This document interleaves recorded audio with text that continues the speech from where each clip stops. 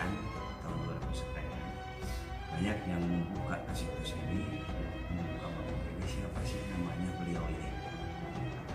Nggak ada yang tahu, menyebutnya ke sini itu siapapun makam panjang. Makam panjang karena memang makam bentuknya beliau makamnya panjang. Setelah aku ya dari JJ, beliau berkirakan di sini tahun 2024. Nah, 2024 itu berkirakan Pak Wali Pertumbuhan barulah Sohibul Makom, ibunya beliau berat ngasih tugas memberitahu kepada Abuya bahwa beliau namanya Raden Haji Borosuha dari Raja Banjar. Nah, di sini setelah mencari ilmu di tanah suci kepada para Sayyidina Ali, beliau dikasih mandat di kerajaan Panjalu itu suruh memegang kerajaan.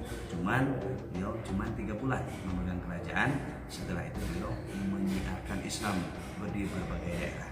Terakhir di sini kata guru saya, mungkin sejarah terbentuknya ini karena memang wasilahnya beliau bertirakat di sini. Barulah beliau mengasih tahu saya ini dari Panjang.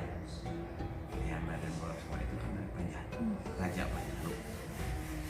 Kalau sejarah yang lain, mungkin tanah ini tidak ada sangkut paut sama pemerintah, sama cagar budaya. Ini real, milik pribadi.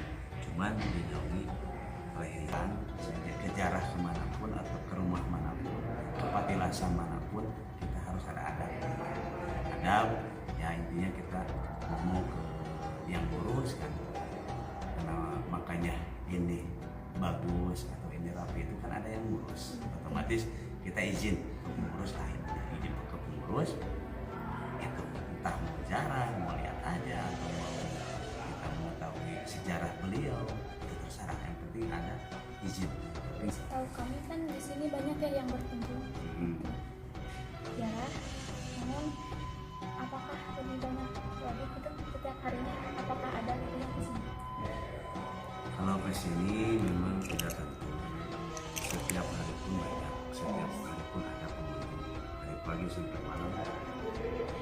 sampai malam ada pengunjung, ada nggak pernah sepi, karena memang beliau istilahnya tabaruk itu mengambil wasilah perjuangan beliau dari semasa ini beliau sampai sekarang, istilahnya harum namanya, terus beliau ini kan istilahnya seorang raja, seorang ulama, otomatis orang-orang pada mencari beliau. Beliau itu untuk apa?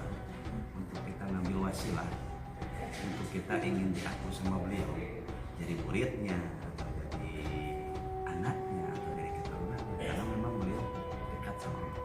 Intinya para wali itu dekat sama Allah. Jika ada urusan apapun, mau kaya, mau miskin, mau siapapun, beliau pasti menerima. Kalau ya Allah itu bebas, mau siapapun, entah keturunannya langsung. Kalau memang niatnya tidak jelas, gak bakal diaku. Banyak yang jarah dari pagi sampai malam pun ada aja yang jarah, nggak pernah kosong.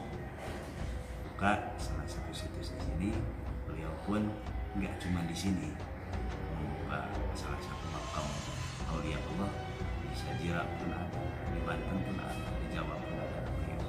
Ini itu makam yang dibuka sama beliau, makam yang ke-13. Cuman sejarah sebelum beliau itu luas, kalau sejarah para aulia Allah luas. Dimanapun beliau ada, yang penting kita yakin kepada beliau, yakin kepada Allah bahwa beliau itu kekasih Allah, itu aja. Mau di mana pun, mau kita jarah kemanapun, yang utama adalah orang tua. Kalau jarah kemanapun yang pertama orang tua yang pertama, jangan ditinggal. Sebelum kita jarah berjarah nih, salah satu wali beliau itu karomahnya misalkan kita bisa baca tulis Al-Quran dengan hafal. Misalkan kalau kita nggak jalan dulu, nggak izin dulu ke orang tua, nggak ada. Itu izin. Ini dulu nggak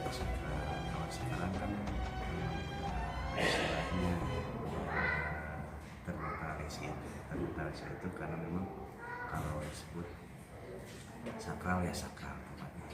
Gimana tergantung hati kita, gimana tergantung perbuatan kita. Kalau kita niatnya ke sini, intinya gini, kalau kita niat ke sini ziarah silaturahmi doang udah aman. Kalau kita niatnya ini ingin mencoba, ingin menjajal harta, menjajal ilmu, entah menjajal kekayaan, entah mencoba apapun ke sini, pulang dari sini insya Allah ilmu kita luntur. Salah satunya yang saya rasakan di sini, selama di sini, kalau kita hati kita bersih, pikiran kita bersih, dan kita niatnya kepada Allah itu silaturahmi.